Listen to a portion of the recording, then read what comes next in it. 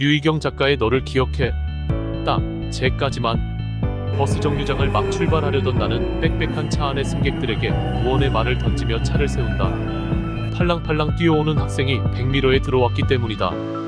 이미 차 안에는 직장인과 학생들로 만원이었지만 학창시절 내내 버스 통학을 했던 나는 간발의 차이로 버스를 놓친 그 허탈한 기분을 너무나도 잘 안다. 커다란 가방을 메고 뛰어오던 여학생이 버스 앞으로 다가와 발 하나를 올려놓는다. 그런데 좀 이상하다. 천분이 아까운 이때 감사하다는 인사와 함께 서둘러 버스에 올라야 하는 이 학생은 잠시 머뭇거리더니 아예 뒤로 물러선 것이다. 귀 볼을 살짝 덮는 단발머리에 헐렁한 교복으로 보아 이제 막 중학생이 된 것 같다. 뭐야 기껏 기다려줬더니 버스 번호를 잘못 봤나? 아주 가끔 버스 번호를 잘 못 알고 타는 사람들이 있기는 하다. 운전석 뒤에 서있던 남학생 하나가 냅다 소리를 지른다. 야, 잘 보고 다녀. 나는 소리친 남학생을 힐끗 쳐다보며 엷은 미소를 짓는다. 몇 초의 짧은 시간이지만 이런 일을 반복하다 보면 정거장마다 정해진 버스 도착 시간에 늦을 수밖에 없다. 까칠한 시민의 고발정신으로 언젠가 회사의 동료 하나는 경위서를 썼고 사장은 사과문을 내걸었다. 서둘러 문을 닫고 출발한다. 하지만 채 몇 미터도 가지 못하고 브레이크를 밟는다. 아, 지은이가 만 3살 되던 해 아내는 처음 가출했다. 그날 이후 나는 아이들에게서 환하게 웃는 모습을 볼 수 없었다. 그렇게 웃음을 가져간 아내의 가출은 2번 더 있었고 마지막에는 모두에게 벽을 남겼다. 아이들은 조용했다. 언제나 말이 없었고 밥 먹을 때조차 달그락거리는 소리도 내지 않았다. 보이지 않는 벽은 견고했다. 맛있으니 많이 먹으라거나 더 달라는 말은 오가지 않았다. 큰애들이 막내에게 엄마를 찾지 말라고 시켰을까? 아직 어린 막내는 엄마를 찾을 만도 하였지만 적어도 내 앞에서는 한 번도 찾지 않았다. 지은의 그런 모습은 나를 더 아프게 했다. 아내는 3번째 가출 이후 다시 돌아오지 않았다. 돌아오면 가만두지 않으리라. 아무리 애원하더라도 절대 받아주지 않으리라 생각했다. 나와 애들의 앞날이 캄캄했지만 어떻게 해서든 마음을 다잡아야 했다. 막내 지은을 위해 시간을 더 내야 했고 애들 가슴속 엄마의 자리에 무엇이든 채워야 했다. 그러기 위해서는 시내버스를 운전하기 위해 전처럼 새벽에 출근하거나 자정이 가까운 한밤에 퇴근할 수는 없었다.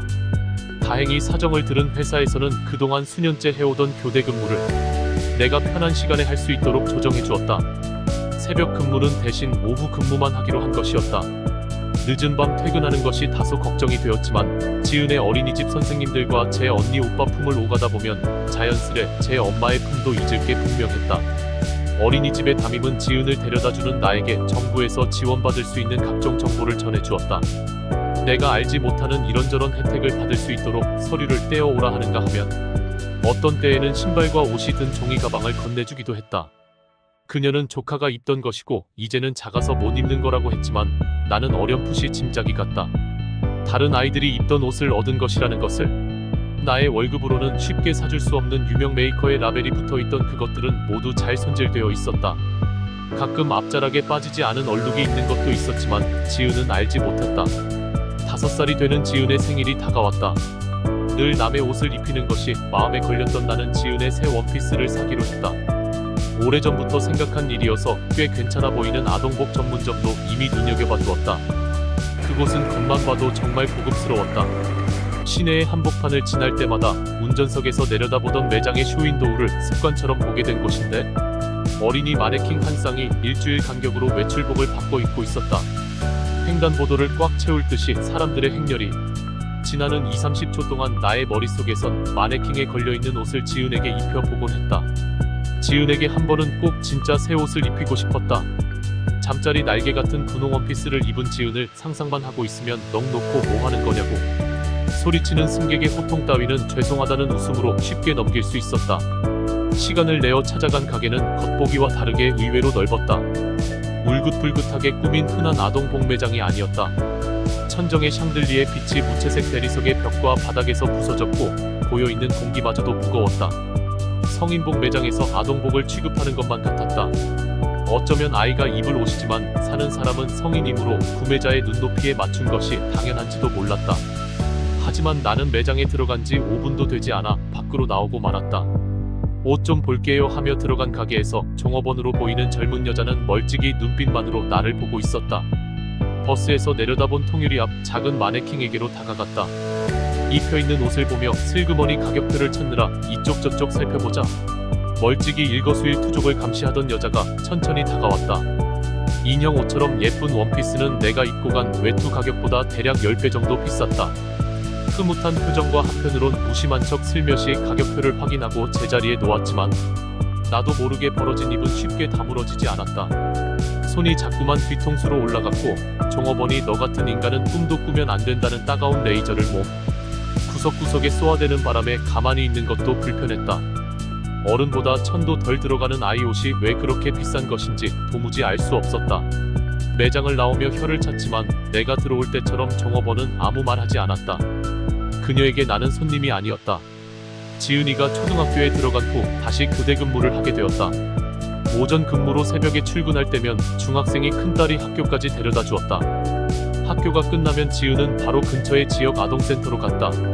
그곳은 아내가 다녔던 교회에서 운영하는 그곳이어서 근무하는 사회복지사나 도우미들도 거의 지은을 알고 있었다. 숙제도 봐주고 간식도 주었으며 이른 저녁밥을 먹고 난 뒤면 제 언니가 데리러 가면 되었다. 그러나 공휴일이 따로 없는 나의 일과 토요일이나 일요일에 제 언니나 오빠가 집에 없을 때가 문제였다.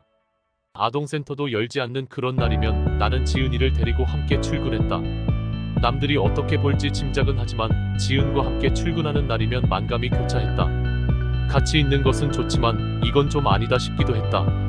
버스를 타고 차창 넘어 지나가는 풍경을 신기하게 바라보는 지은을 나는 눈미러로 지켜보았다. 버스는 시발점에서 종점까지 1시간 반이나 되는 거리를 오갔는데 자리에 앉은 지 30분쯤 지나면 버스는 언제나 흔들 침대처럼 지은을 재우곤 했다. 종점에 도착하면 마지막 손님의 뒤를 따라 내려 매점에서 빵과 우유를 사고 지은을 깨워 먹였다. 지은의 구겨진 몸을 일으켜 화장실에 함께 다녀오고 커피라도 한 잔 마시고 나면 다시 종점을 향해 가야 했다. 종점에서 종점까지 여전히 창밖을 바라보다가 한참 후 다시 잠이 들어 젖혀지는 지은의 머리를 옆에 서 있는 아주머니들은 반듯하게 잡아주었다. 하지만 언제나 자기 딸처럼 생각하는 아주머니가 옆에 있는 것은 아니었다. 종일 전방의 신호등과 룸미러로 시선을 옮겨가며 종점을 생각했다. 이제 시작하는 아이를 싣고 버스를 몰고 가는 만신창이가 되지 않으려 발버둥을 치는 나의 종점은 어디일까? 저 아이를 안전한 종점으로 잘 데려갈 수 있을까? 의자 등받이에서 떨어져 꺾인 저 머리를 반듯하게 고여야 하는데 누구든 저 머리를 세워야 하는데 아니 집에 눕혀야 하는데 자정이 다 되도록 버스 의자에 앉아 잠이 들어야만 하는 지은을 보면 아내가 떠오른다. 아내는 내가 울산에서 회사에 다닐 때 친구의 소개로 만나 한 달 만에 결혼한 사람이었다.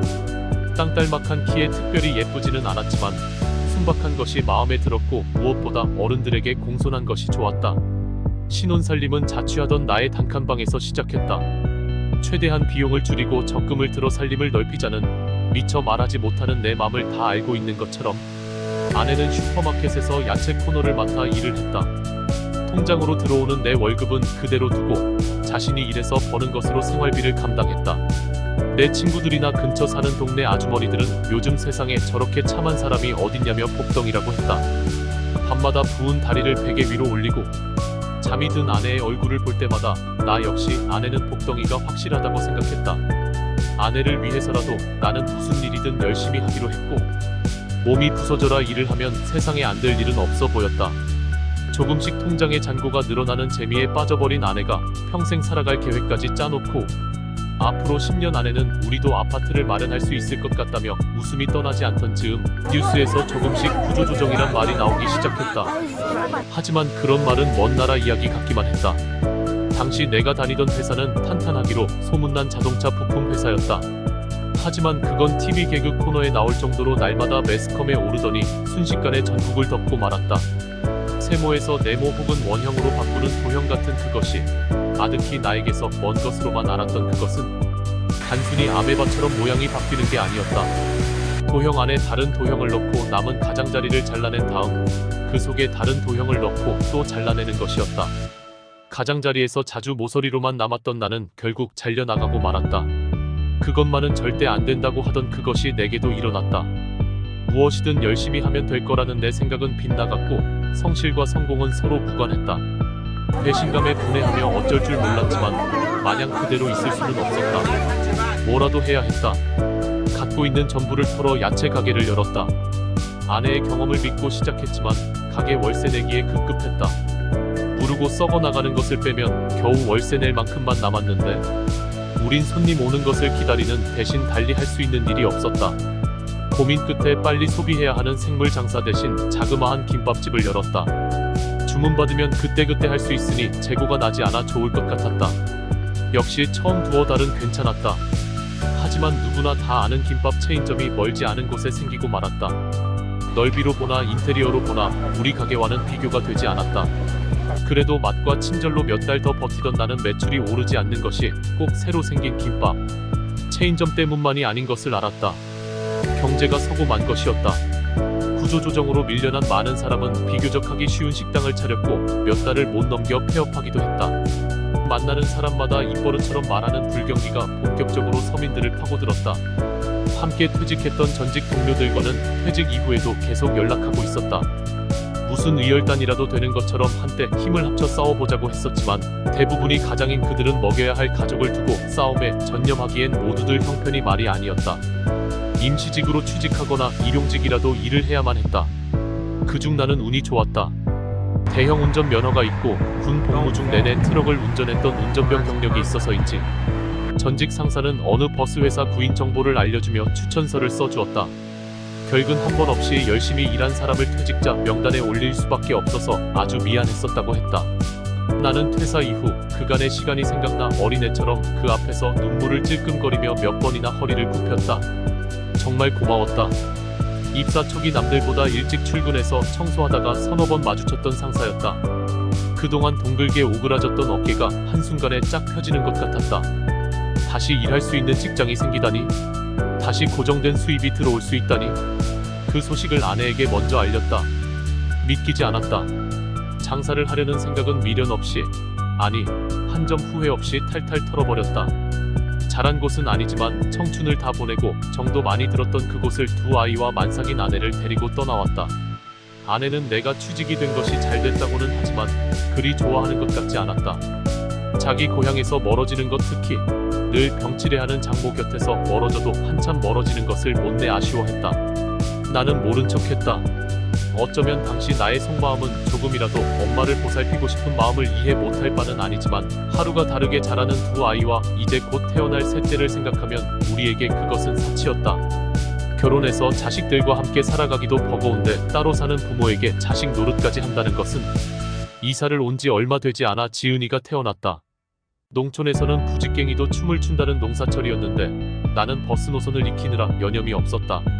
성실하다는 상사의 추천장을 생각해야 했고 오랫동안 자영업으로 고달팠던 때를 기억하고 싶지도 않았다. 병원에는 바로 갈 수 없었다. 출산하고도 아내는 멀리 울산의 아픈 장모나 농사일에 묻혀 사는 어머니에게 몸조리를 기대할 수 없었다. 출산 소식을 전해받은 어머니는 그랬다. 옛날에는 일하다 애 낳고 바로 또 일했어. 나도 마찬가지야. 애 낳은 게 뭐 대수냐? 내가 수화기를 들고 있었지만 어머니 목소리가 워낙 큰 탓에 옆에 있는 아내가 들을까 염려스러웠다. 전화를 끊으며 아내에게는 울 어머니도 많이 아파서 못 온다고 했다. 결국 나와 큰애들의 손을 빌리며 아내는 집에서 산후조리를 했다. 다 큰 아이 둘을 두고 산후조리원에도 갈 수 없었지만 사실 아이들이 문제라기보다 돈이 문제였다. 2주 동안 내야 하는 돈은 내 월급과 맞먹었다. 몸조리 기간이 어느 정도 지난 뒤에도 아내는 밖에 나가지 않았다. 물론 아는 사람도 없었겠지만 집 주변이 궁금하지도 않은 것 같았다. 근처에는 교회가 있었는데 그들은 틈만 나면 초인종을 눌러댔다. 문을 열어주지 않으면 교회 전도지를 문틈에 끼워놓곤 했는데 언젠가부터 그것이 집안 여기저기에서 보였다. 그러다 일하는 게 타고난 사람처럼 늘 집안을 쓸고 닦던 아내가 하던 일을 다 마친 듯 어느 날인가 외출하기 시작했다. 유난히 사회성이 없는 아내는 모르는 누군가가 뭘 물어보면 선뜻 대답도 잘하지 못하던 사람이었다. 그런 아내가 교회를 다니기 시작한 것이다. 속을 알 수 없이 무표정이었던 아내의 얼굴이 조금 밝아졌다. 교회를 다니면서 그동안 우울했던 마음이 치료가 되는가 보았다. 일요일이면 좋은 외출복을 고르는 모습도 좋아 보였고 교대 근무를 하느라 늘 볼 수는 없었지만 지은을 가슴에 안은 채 아이들과 교회에 가는 모습도 보기 좋았다. 아내가 교회의 부흥회에 초대했다. 한 명 이상 꼭 데려가야 하는데 아는 사람이 없어서 난처하다고. TV에도 나오는 유명한 목사가 강사로 초빙된 꽤 큰 행사인가 보았다. 마침 시간도 낼 수 있어서 흔쾌히 그러겠다고 했다. 그날 일찍부터 교회의 주차장은 만원이었고 근처 도로마다 차들로 넘쳐났다. 여러 명이 빨간 경광봉을 흔들며 교통 정리를 하고 있었고 10여 명의 여자들이 한복을 입고 입구에서 손님들을 맞았다. 우리가 교회로 들어가 보는 사람마다 어서 오세요, 성도님 하며 아내에게 허리를 굽혔다. 문득 아내가 이런 대우를 어디에서 받아봤을까? 허리를 저리 굽히지 않더라도 웃으며 반갑게 손을 잡아주던 곳이 있기는 했던가. 잠시 옛 생각을 뒤적이는 사이에 아내는 나를 소개했고 얼떨결에 함께 환대받았다. 그렇게 교회에 들어서면서부터 여러 명과 인사를 나누는 아내의 얼굴엔 내내 미소가 떠날 줄을 몰랐다. 뒷줄에 앉아서 인천의 큰 교회의 목사라고 소개한 사람을 보았다. 한갑전으로 보이는 그는 재밌는 강연이 유명해서 자칭 유명인이라고 했다. 그가 강단에 오르자 환호성이 들렸다. 앉을 자리가 없을 정도로 모인 사람들은 대부분은 여자들이었는데 강연에 심취해 웃거나 울기도 하였고 특별기도 시간에는 쓰러지기까지 했다. 쓰러진 사람이 서너 명이나 되었다. 누구라도 얼른 달려가 구호 조치를 해야 할 것만 같았지만 그들은 기절한 사람들을 그대로 놔두었다. 곳곳에서 훌쩍거리는 소리도 들렸고 낮은 기계음처럼 웅얼거리기도 하고 알아듣지도 못할 빠른 소리도 들렸다. 학교 다닐 때 암송 시험 직전의 모습 같았으며 어릴 적 장터에서 듣던 약장수의 말소리 같기도 했다. 흘긴 옆을 보니 모르는 사람이 머리를 흔들며 중얼거렸다. 눈을 감고 기도하는 아내는 눈물 콧물로 범벅이 된 얼굴로 뭔가를 중얼거렸다. 결국 견딜 수 없는 심란함에 슬그머니 뒷문으로 빠져나왔다. 잠시 밖을 서성이다 돌아간 집에선 아이들은 자고 있었다. 아내는 새벽 1시가 넘어서 돌아왔다. 어떻게 기도하는 중간에 나올 수 있느냐? 처음 온 신도들에게 기도를 해준다고 했는데 왜 먼저 왔느냐? 먼 데서 모셔온 강사에 대한 예의가 전혀 없는 사람이라고 크게 떠들었다. 아내는 흥분해 있었다. 여태껏 내 말에 반박하거나 비난하는 말을 하지 않던 아내는 이미 다른 사람이었다. 더 이상 순박하고 순종적이던 예전의 아내가 아니었다.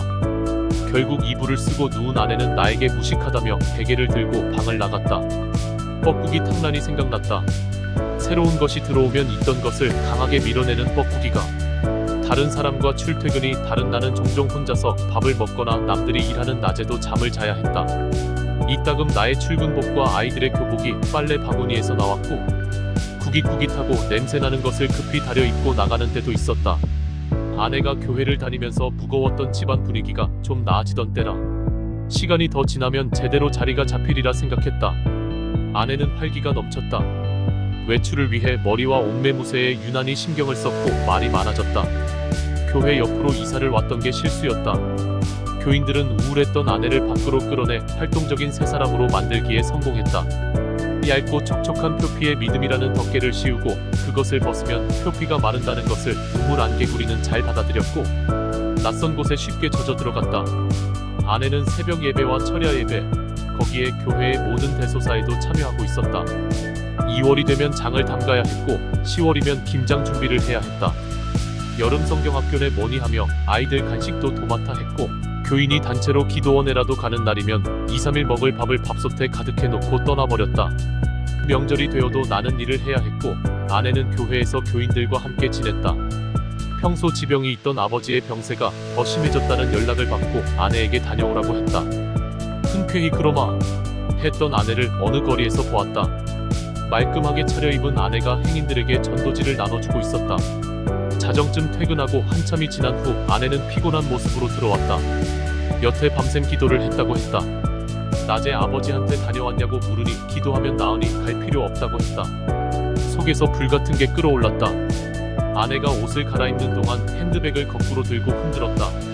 성경책이 쿵하며 방바닥에 떨어졌고 교회 전도지와 사탕 2알씩 포장한 전도 용품 몇 개가 떨어졌다. 성경책을 들어 지퍼를 열고 양쪽으로 펼치고 힘껏 잡아당겨도 찢어지지 않았다. 마태복음이란 큰 글씨 아래 깨알 같은 글씨가 보였다. 몇 장씩 손에 잡히는 대로 찢어 던지자 종이 뭉치가 금세 수북하게 쌓였다. 순식간에 해치웠다.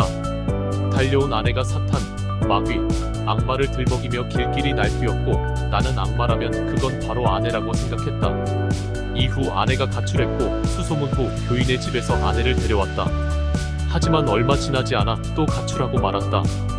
교회로 찾아가 목사에게 도움을 청했고 목사의 설득으로 공주의 어느 기도원에서 아내를 데려올 수 있었다.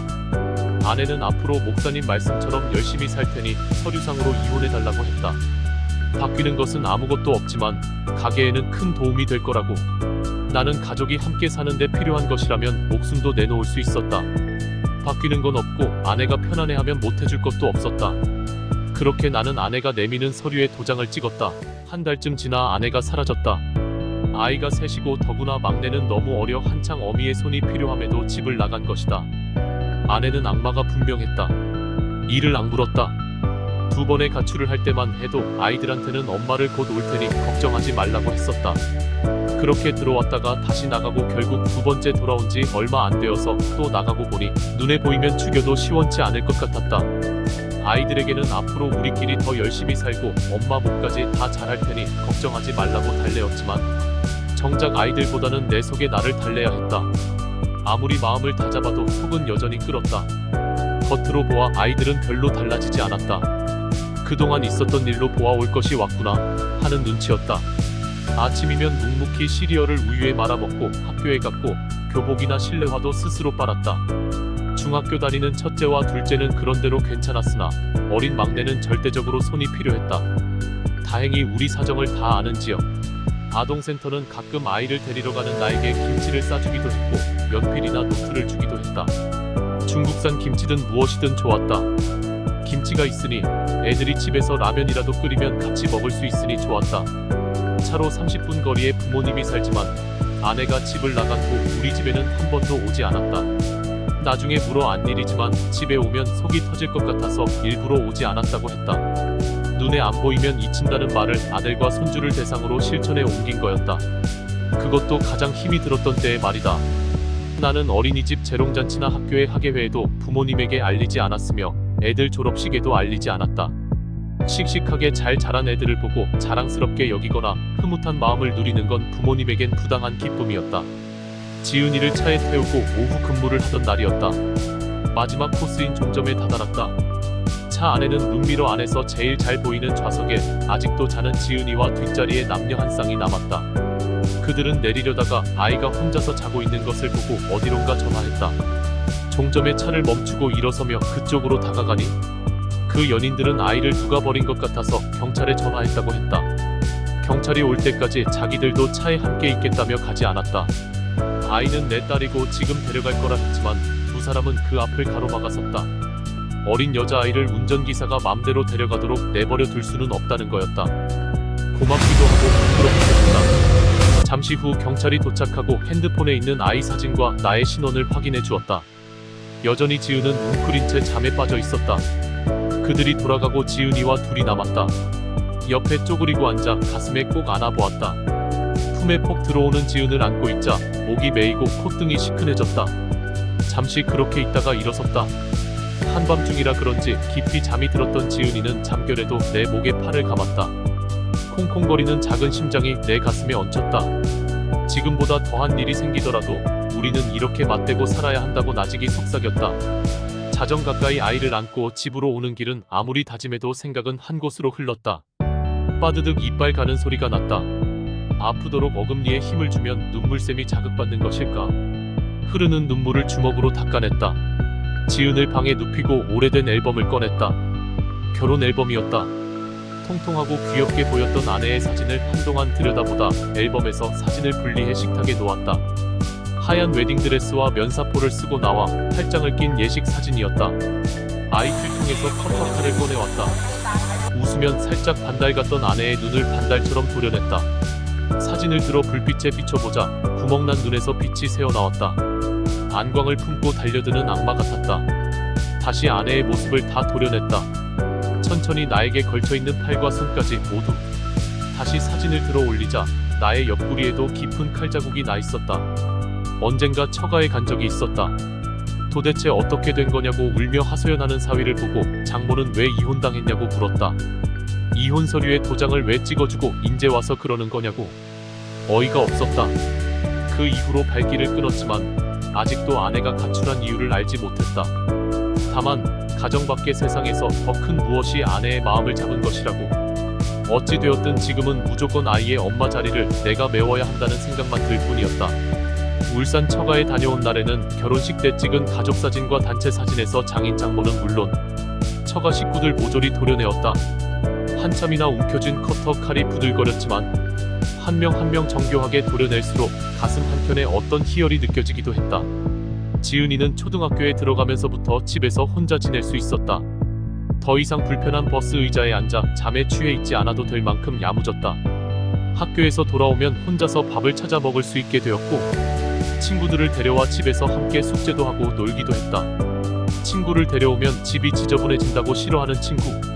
엄마들 덕분에 혼자 있을 지은이에 대한 걱정은 다소 줄었다. 시간은 빨리 갔다. 큰딸은 고등학교 졸업 후 바로 취직이 되었고 둘째인 아들은 기숙사에 있었으나 방학이면 집에 돌아왔다. 막내 지은이는 초등학교 5학년이 되었고 또래 친구들보다 더 의젓했다. 침착하고 조용한 것이 아내와 닮은 것 같고 일찍 철이 든 것도 같았다. 어느 해 여름, 사람들이 가족이나 친구들과 피서를 가느라 바쁜 일정을 조율하던 때였다. 햇볕이 아주 따갑던 날, 큰딸의 휴가도 7월인 듯하였으나 정확한 날짜는 잘 몰랐다. 아직 방학 중이니 가까운 계곡이라도 다녀오기로 했다. 물놀이용 볼과 튜브를 샀다. 분홍색 꽃무늬 튜브를 보면 지은이가 분명 좋아할 것이었다. 수영을 못하는 지은이를 물에 동동 띄우고 물속에서 아이들과 볼놀이를 하는 모습을 생각하니 새벽에 잠을 못 잔 피곤이 가시는 것만 같았다. 현관에 들어서며 지은아 하고 불렀다. 아무런 대답이 없었다. 집에는 누구도 있지 않았다. 방마다 문을 열고 둘러보니 아이들의 옷과 책이 없어졌다. 물론 막내의 옷과 책가방도 함께였다. 편지나 쪽지를 찾아봐도 없었다. 자리에 주저앉았다. 아이들이 집을 나간 것이다. 참을 수 없는 분노가 올라왔다. 편의점에서 소주를 사고 아파트 놀이터 그네에 앉아 두 병을 거푸 들이켜자 점심을 건너뛴 탓인지 위장이 빠르게 알코올을 흡수했다. 소주를 몇 병 더 사서 집으로 갔다. 이튿날 한낮이 되어서야 잠에서 깼지만 술을 계속 먹었던 기억밖에 없었다. 평소 술을 가까이 할 시간도 없이 바삐 살다가 술을 먹어서인지 술을 먹다가 옷을 입은 채 거실에서 쓰러져 잔 것 같았다. 한숨을 쉬는 내 입에서 술 냄새가 났다. 아내보다 아이들의 배신감이 못 견디게 힘들었다. 막내를 빼고 위에 두 아이에게는 핸드폰이 있었지만 걸고 싶지 않았다. 목소리도 듣기 싫었다. 그래도 연락은 해야 했다. 큰애에게 문자를 했다. 어떻게 된 거냐고. 정신을 가다듬으며 생각을 해봐도 지금 이 상황이 도저히 이해되지 않았다. 가끔 제 엄마와 만나는 것 같기는 했다. 처음엔 만나지 말라고 했지만 내가 모르게 만나는 것 같았다. 전에 지은이가 맛있는 것을 엄마가 사줬다고 하다가 큰애와 눈이 마주치자 말을 바꾸는 것을 본 적이 있었다. 모른 척 그냥 넘어갔지만 더 이상 만나면 안 된다는 말은 하지 못했다. 어쩌면 아이들도 제 엄마가 많이 보고 싶었을 것이다. 여전히 미운 아내였지만 아이들에게는 보이지 않는 가슴 어딘가에 엄마의 자리가 비어 있었나 보았다. 아빠 미안해. 우리 걱정은 안 해도 돼. 미안.